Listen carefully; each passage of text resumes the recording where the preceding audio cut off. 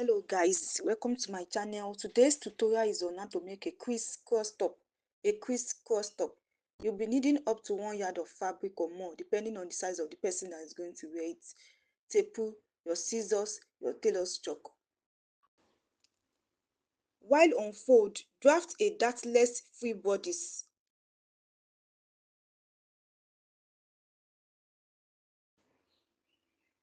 Open it up this way to draw star line.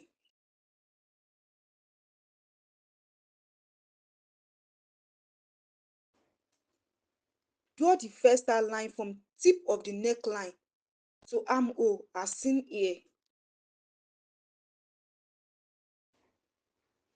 Draw the second star line from shoulder to hemline to make the line as slanted as seen here.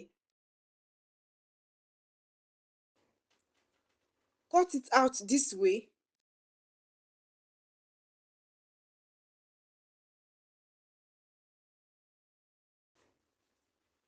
Duplicate the fresh pattern because you'll be needing one by the right and one for the left.